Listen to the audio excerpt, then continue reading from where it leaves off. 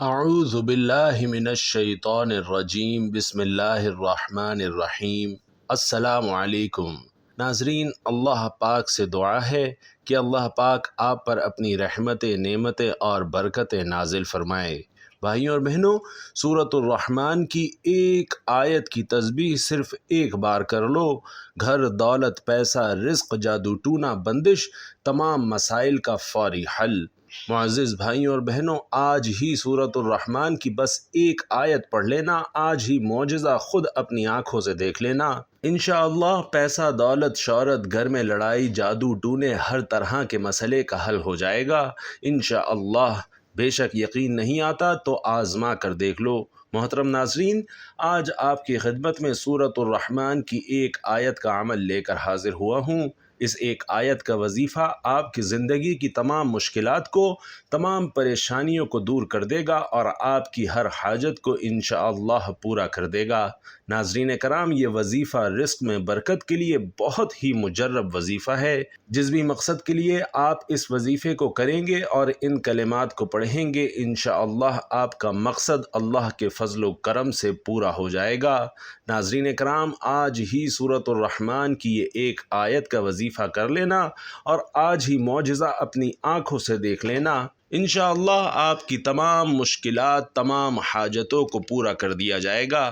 یہ آیت کون سی ہے اور اس کا وظیفہ کیسے کرنا ہے، تمام تر تفصیلات جاننے کے لیے آپ سے گزارش ہے کہ ویڈیو کو بالکل بھی اسکپ مت کیجیے گا اور آخر تک ضرور دیکھیے گا۔ اور ویڈیو شروع کرنے سے پہلے آپ سے درخواست ہے کہ کمنٹ باکس میں اللہ تعالیٰ کے 2 صفاتی نام یا رحمان و یا رحیم ضرور لکھ دیجیے، کیونکہ جب اللہ کو ان 2 طاقتور صفاتی ناموں سے پکارا جاتا ہے تو اللہ کی رحمت جوش میں آ جاتی ہے، پھر اللہ سے جو کچھ مانگا جائے اللہ عطا فرما دیتا ہے۔ ناظرین گرامی، احادیث مبارکہ کا مطالعہ کرنے سے پتہ چلتا ہے کہ بظاہر چھوٹی چھوٹی نیکیوں پر بڑے بڑے ثوابوں کی بشارت ہے۔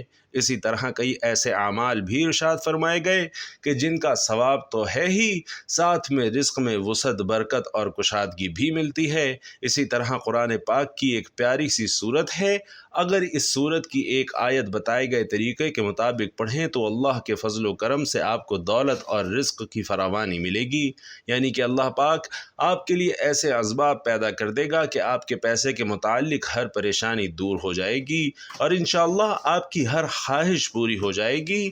اس آیت کے کمالات دیکھ کر آپ لوگ خود حیران رہ جائیں گے، غیب سے دولت والے ہاتھ آپ کے پاس آ جائیں گے۔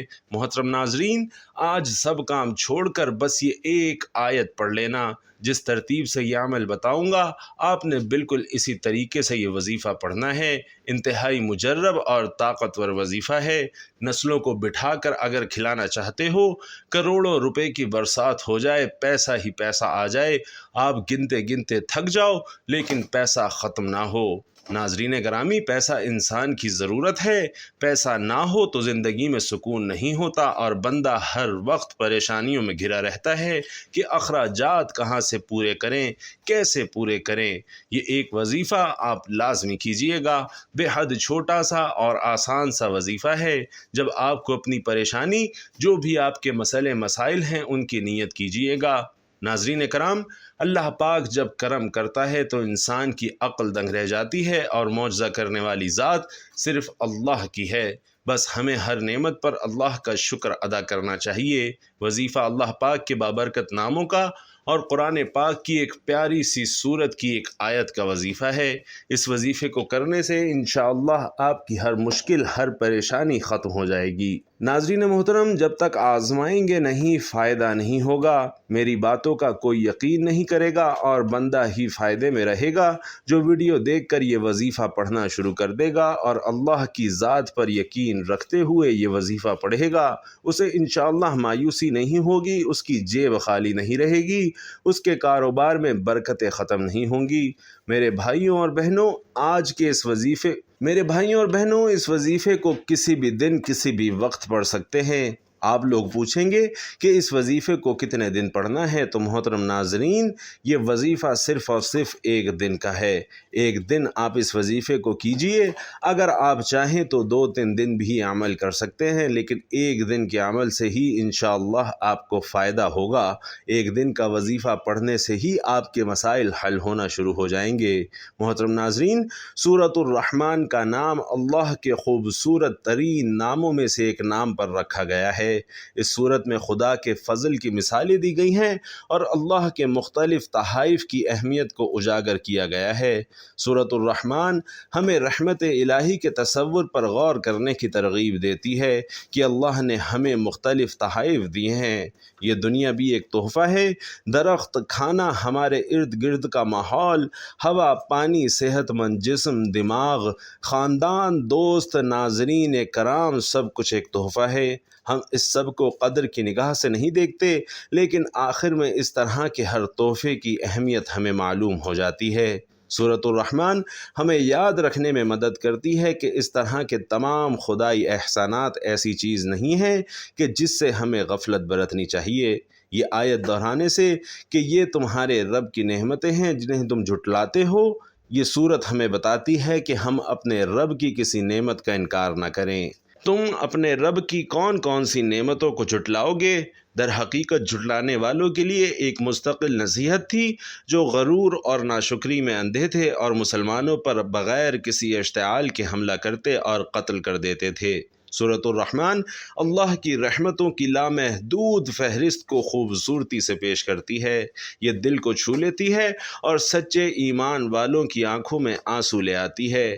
آخری حقیقت انسانوں میں حق کو نظر انداز کرنے کی کمزوری ہے۔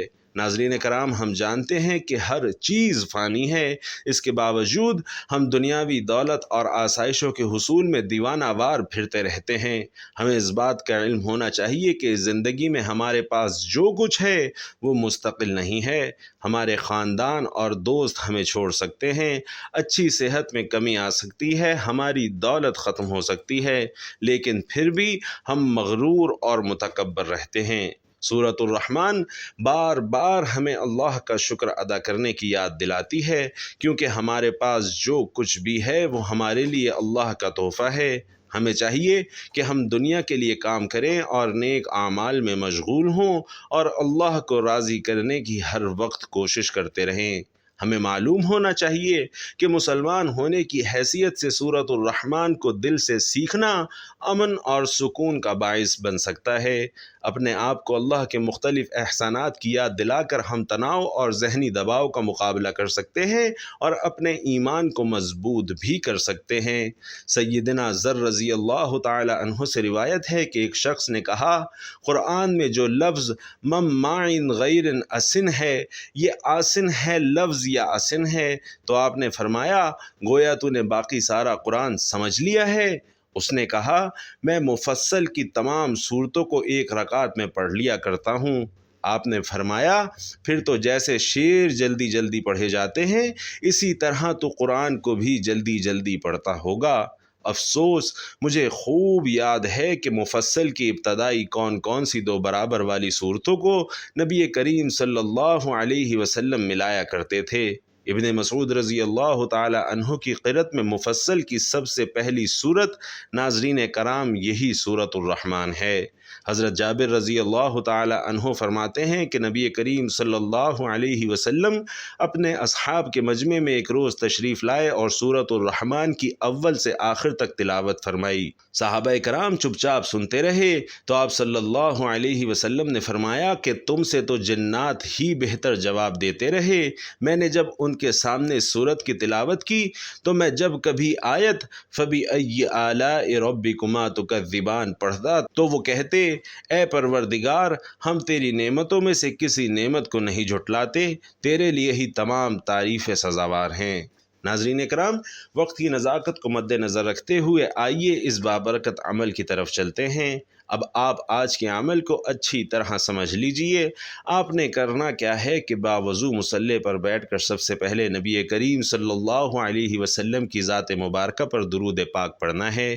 درود پاک آپ کوئی سا بھی پڑھ سکتے ہیں، چاہے تو آسان اور مختصر سا درود صلی اللہ علیہ وسلم پڑھ لیں یا صلی اللہ علی محمد پڑھ لیں، لیکن یاد رکھیے کہ اگر آپ نماز والا درود یعنی درود ابراہیمی پڑھتے ہیں تو یہ سب سے زیادہ فضیلت اور اہمیت والا ہے۔ ہمارے پیارے آقا صلی اللہ علیہ وسلم بھی تمام درودوں میں درود ابراہیمی کو ہی سب سے زیادہ محبوب رکھتے تھے۔ درود ابراہیمی ثواب کی نیت سے ایک بار میرے ساتھ بھی پڑھ لیں۔ اللہم صلی علی محمد وعلی آل محمد کما صلیت علی ابراہیم وعلی آل ابراہیم انک حمید مجید۔ اللہم بارک علی محمد وعلی آل محمد کما بارکت علی ابراہیم وعلی آل ابراہیم انک حمید مجید۔ روز قیامت نبی کریم صلی اللہ علیہ وسلم کے سب سے زیادہ قریب وہی ہوگا جو سب سے زیادہ آپ صلی اللہ علیہ وسلم پر درود شریف بھیجتا ہے۔ حضرت ابن مسعود رضی اللہ تعالی عنہ سے روایت ہے کہ رسول کریم صلی اللہ علیہ وسلم نے فرمایا کہ قیامت کے دن لوگوں میں سب سے زیادہ میرے قریب وہ ہوگا جو سب سے زیادہ مجھ پر درود بھیجے گا۔ وہ مواقع جہاں درود شریف ضرور پڑھنا چاہیے۔ ویسے تو درود شریف کسی وقت یا موقع کی قید کے بغیر کثرت کے ساتھ پڑھنا چاہیے، تاہم بعض مواقع ایسے ہیں جہاں اس کے پڑھنے کی خصوصی تاکید کی گئی ہے، اور ان میں سے کچھ تو مشہور ہیں، مثلاً کہ ہر نماز کے آخری تشہد میں، قنوت وتر کے آخر میں، نماز جنازہ کی دوسری تکبیر کے بعد اور خطبہ جمعہ میں۔ ان کے علاوہ مزید کچھ مواقع یہ ہیں۔ حضرت فضالہ بن عبید رضی اللہ تعالی عنہ بیان کرتے ہیں کہ نبی کریم صلی اللہ علیہ وسلم نے ایک شخص کو نماز میں دعا کرتے ہوئے سنا۔ اس نے آپ صلی اللہ علیہ وسلم پر درود نہیں بھیجا تھا، چنانچہ آپ صلی اللہ علیہ وسلم نے فرمایا کہ اس نے جلد بازی کی ہے۔ پھر آپ صلی اللہ علیہ وسلم نے اسے بلایا اور فرمایا کہ تم میں سے کوئی شخص جب نماز پڑھ لے تو سب سے پہلے اللہ کی تعریف و ثنا بیان کرے، پھر نبی کریم صلی اللہ علیہ وسلم پر درود بھیجے، اس کے بعد جو چاہے اللہ سے مانگے۔ اور حضرت عمر بن خطاب رضی اللہ تعالی عنہ فرماتے ہیں کہ بے شک دعا آسمان اور زمین کے درمیان رکی رہتی ہے اور کوئی چیز دعا میں سے اوپر نہیں جاتی یہاں تک کہ آپ صلی اللہ علیہ وسلم پر درود نہ بھیجیں۔ جب نبی کریم صلی اللہ علیہ وسلم کا ذکر کیا جائے تو ذکر کرنے اور سننے والے دونوں کو آپ صلی اللہ علیہ وسلم پر درود بھیجنا چاہیے۔ نبی کریم صلی اللہ علیہ وسلم کا فرمان عالی شان ہے کہ اس آدمی کی ناک خاک میں ملے جس کے پاس میرا ذکر کیا گیا اور اس نے مجھ پر درود نہ بھیجا۔ نیز ارشاد فرمایا کہ بخیل ہے وہ جس کے پاس میرا ذکر کیا جائے اور وہ مجھ پر درود نہ بھیجے۔ ناظرین گرامی، ارشاد نبوی صلی اللہ علیہ وسلم ہے کہ جب تم مؤذن کو سنو تو تم بھی اسی طرح کہو جیسے وہ کہے، پھر مجھ پر درود بھیجو، کیونکہ جو شخص مجھ پر ایک مرتبہ درود بھیجتا ہے اللہ اس پر 10 رحمتیں بھیجتا ہے یا 10 مرتبہ اس کی تعریف کرتا ہے۔ ناظرین گرامی، درود پاک پڑھنے کے بعد آپ نے سب سے پہلے اپنے مقصد کی نیت کرنی ہے۔ آپ نیا گھر چاہتے ہیں، گھر مانگ لیجئے، گاڑی چاہتے ہیں، گاڑی مانگ لیجئے، آپ کو کوئی بڑی رقم درکار ہے وہ مانگ لیجئے، اپنی بیٹی یا بیٹے کا کہیں اچھی جگہ رشتہ کرنا چاہتے ہیں تو اس چیز کی نیت کر لیجئے۔ آپ کی اولاد نافرمان ہے اور آپ اپنی اولاد کو تابع کرنا چاہتے ہیں، شوہر نافرمان ہے، آپ کی بات نہیں مانتا تو اس مقصد کے لیے پڑھ لیجئے، یا آپ اس طرح کریں کہ ساری اکٹھی حاجات کی نیت کر لیں۔ الغرض آپ کا جو بھی مقصد ہے، جو بھی حاجت ہے اس کی نیت کیجئے، اور اس کے بعد ایک بار تعوذ اور ایک بار تسمیہ پڑھیے، یعنی ایک بار اعوذ باللہ من الشیطان الرجیم بسم اللہ الرحمن الرحیم پڑھ کر وظیفے کا آغاز کر دیجئے۔ اور سب سے پہلے نمبر پر ناظرین کرام آپ نے جو وظیفہ پڑھنا ہے وہ وظیفہ ہے حسبنا اللہ و نعم الوکیل۔ یہ وظیفہ آپ نے کیسے اور کتنی تعداد میں پڑھنا ہے توجہ کیجئے گا۔ آپ حسبنا اللہ و نعم الوکیل ایک مرتبہ پڑھیں گے تو یہ ایک بار شمار ہوگا، اس طرح سے حسبنا اللہ و نعم الوکیل دائیں ہاتھ کی انگلیوں پر یا تسبیح کے دانوں پر صرف 11 بار پڑھیں گے۔ جب 11 بار آپ حسبنا اللہ و نعم الوکیل پڑھ لیں تو اس کے بعد آپ نے دوسرے نمبر پر جو وظیفہ پڑھنا ہے ناظرین گرامی، وہ وظیفہ ہے یا رزاقو کا، اور یہ وظیفہ بھی آپ نے دائیں ہاتھ کی انگلیوں پر یا تسبیح کے دانوں پر صرف 11 بار پڑھنا ہے۔ جب 11 بار آپ یا رزاقو کا وظیفہ پڑھ لیں تو اب آپ نے تیسرے نمبر پر کون سا وظیفہ پڑھنا ہے، یہ سب سے خاص بات بتانے لگا ہوں، اسے دھیان سے سمجھ لیجئے گا۔ ناظرین، اب آپ نے تیسرے نمبر پر سورۃ الکوثر پڑھنی ہے۔ انا اعطیناک الکوثر فصل لربک وانحر ان شانئک هو الابتر۔ سورۃ الکوثر قرآن پاک کی سب سے چھوٹی سورت ہے اور اس سورت کو دولت والی سورت بھی کہا جاتا ہے۔ ناظرین گرامی، اس کے فوائد بہت زیادہ ہیں۔ سورۃ الکوثر کو آپ نے تیسرے نمبر پر صرف 3 بار پڑھنا ہے، اور اس کے بعد جو سب سے خاص وظیفہ ہے آپ نے وہ پڑھنا ہے، اور وہ وظیفہ سورۃ الرحمن کی آیت فَبِأَيِّ آلَاءِ رَبِّكُمَا تُكَذِّبَانِ کا ہے۔ اس آیت میں اللہ تعالیٰ ارشاد فرما رہے ہیں کہ تم اپنے پروردگار کی کون کون سی نعمتوں کو جھٹلاؤ گے۔ ناظرین کرام، چوتھے نمبر پر آپ نے اس آیت مبارکہ کو کتنی بار پڑھنا ہے یہ سمجھ لیجئے گا۔ فَبِأَيِّ آلَاءِ رَبِّكُمَا تُكَذِّبَانِ آپ یوں پڑھیں گے تو یہ 1 بار شمار ہوگا۔ اسی طرح آپ اس آیت مبارکہ کو دائیں ہاتھ کی انگلیوں پر یا تسبیح کے دانوں پر 100 مرتبہ پڑھیں گے، یعنی ایک مکمل تسبیح 100 دانوں کی آپ نے فَبِأَيِّ آلَاءِ رَبِّكُمَا تُكَذِّبَانِ کی پڑھنی ہے۔ جب آپ یہ سارے اعمال بتائے گئے طریقے کے مطابق پڑھ لیں تو اس کے بعد آپ نے وہی درود پاک 1 بار پڑھنا ہے جو عمل کے شروع میں پڑھا تھا۔ اب آپ کا عمل مکمل ہو گیا۔ عمل کی ترتیب سمجھ لیجئے کہ سب سے پہلے باوضو مصلی پر بیٹھ کر آپ نے 1 بار نبی کریم صلی اللہ علیہ وسلم کی ذات مبارکہ پر درود پاک پڑھنا ہے، اور درود پاک پڑھنے کے بعد آپ نے اعوذ باللہ من الشیطان الرجیم بسم اللہ الرحمن الرحیم پڑھ کر سب سے پہلے نمبر پر حسبنا اللہ و نعم الوکیل 11 بار پڑھنا ہے، پھر دوسرے نمبر پر یا رزاقو 11 بار پڑھنا ہے، پھر تیسرے نمبر پر سورۃ الکوثر 3 بار پڑھنی ہے، اور پھر آخری اور چوتھے نمبر پر قرآن پاک کی آیت مبارکہ فَبِأَيِّ آلَاءِ رَبِّكُمَا تُكَذِّبَانِ 100 بار پڑھنی ہے، اور پھر آخر میں وہی درود پاک پڑھنا ہے جو آپ نے عمل کے شروع میں پڑھا تھا۔ یہ عمل کرنے کے بعد ناظرین کرام، آپ نے رو رو کر گڑ گڑا کر اللہ سے دعا مانگنی ہے، اور اپنی ساری مشکلات، ساری حاجات اللہ کو بتانی ہیں، اور ان تمام حاجات کو آپ نے اللہ سے پورا کروانا ہے، اور ساری امت مسلمہ کے لیے آپ نے دعا کرنی ہے۔ ناظرین کرام، اس عمل کی برکت سے انشاءاللہ آپ کی تمام پریشانیاں دور ہو جائیں گی اور تمام حاجات پوری ہو جائیں گی۔ یہ وظیفہ آپ کو باوضو حالت میں کرنا ہے۔ انشاءاللہ یہ وظیفہ آپ کی مشکلات کو جڑ سے ختم کر دے گا اور آپ کے رزق میں بے پناہ اضافہ کرے گا۔ حضرت ابن عباس رضی اللہ تعالی عنہ نے نبی کریم صلی اللہ علیہ وسلم سے ظاہری اور باطنی نعمتوں کے متعلق سوال کیا تو آپ صلی اللہ علیہ وسلم نے فرمایا کہ ظاہری نعمت اسلام ہے اور باطنی نعمت یہ ہے کہ اللہ سبحانہ و تعالی نے تمہارے بد اعمالوں پر پردہ رکھا ہوا ہے۔ ظاہری نعمت صحت، تندرستی اور انسان کے احسن اخلاق ہیں، اور باطنی نعمت معرفت اور عقل ہے۔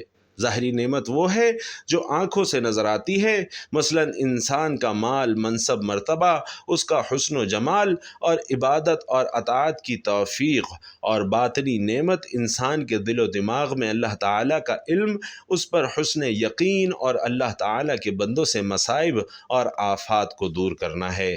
ناظرین گرامی، سورۃ الرحمن میں فَبِأَيِّ آلَاءِ رَبِّكُمَا تُكَذِّبَانِ 31 بار ذکر فرمایا ہے، اور بار بار اس آیت کو ذکر کرنے کا فائدہ اس آیت کے معنی کو ذہنوں میں راسخ کرنا ہے اور اس کی اہمیت کو اجاگر کرنا ہے، کیونکہ جو چیز جتنی اہم ہوتی ہے اس کا ذکر بار بار کر کے اس کی تاکید کی جاتی ہے، اور جس چیز کے ذکر میں لذت ہو اس کا ذکر بھی بار بار کیا جاتا ہے، اور رب کی نعمتوں کے ذکر سے مسلمانوں کو لذت حاصل ہوتی ہے۔ اس لیے اس کا بار بار ذکر فرمایا گیا۔ باقی رہا یہ سوال کہ یہ آیت 31 بار ہی کیوں ذکر فرمائی گئی، اس سے کم یا زیادہ بار کیوں نہیں ذکر فرمائی؟ تو ناظرین، یہ تعداد تو ایسی ہی ہے، اس لیے اس خاص تعداد کی حکمت اور اس کے فائدے کو جاننے کے لیے زیادہ سر کھپانے کی ضرورت نہیں۔ جیسے قرآن مجید کی 114 صورتیں ہیں، اس سے کم یا زیادہ کیوں نہیں؟ اس کی توجیہ دماغ لڑانے اور دور دراز کی مناسبتوں اور توجیہات کو تلاش کرنے کی ضرورت نہیں۔ مسلمان گھرانے میں بحیثیت مسلمان پیدا ہونا اور مسلمان کی حیثیت سے اس دنیا سے رخصت ہونا، یہ بھی اللہ سبحانہ و تعالی کی بہت سی نعمتوں میں سے ایک بہت عظیم نعمت ہے۔ ہم انسان اللہ کی نعمتوں کو کبھی شمار کرتے ہیں اور نہ کبھی ان کا شکر ادا کرتے ہیں۔ ہماری زندگی کا سفر آذان کی آواز سے ایک مسلم گھرانے میں شروع ہوا اور نماز جنازہ پر ختم ہو جائے گا۔ ناظرین گرامی، یہ بھی تو ممکن تھا کہ ہم کسی ہندو یا کسی اور مذہب سے تعلق رکھنے والے گھرانے میں پیدا کر دیے جاتے اور پھر اسلام کی تلاش کر کے اس میں داخل ہوتے، مگر میرے رب نے ہمیں یہ اضافی نعمت دی ہے۔ اگر ہم اللہ کی اس نعمت کے شکر میں مصروف ہو جائیں کہ اس نے ہمیں بحیثیت مسلمان پیدا کیا اور بحیثیت مسلمان ہی ہماری انشاءاللہ موت متوقع ہے، تو شاید عمر بیت جائے مگر شکر کا حق ادا نہ ہو۔ اللہ پاک سے دعا ہے کہ نیکی کی بات کو سننے سمجھنے کی توفیق آپ کو اور مجھے عطا فرمائے۔ جو مانگ سکے وہ عطا فرمائے، جو نہیں مانگ سکے وہ بن مانگے عطا فرمائے۔ آمین یا رب العالمین۔ ناظرین گرامی، آخر میں آپ سے درخواست ہے کہ اللہ تعالیٰ کے 2 طاقتور صفاتی نام یا رحمان یا رحیم کمنٹ باکس میں ضرور لکھ دیجئے گا۔ اللہ تعالیٰ ہم سب کا حامی و ناصر ہو۔ آمین۔ السلام علیکم ورحمۃ اللہ۔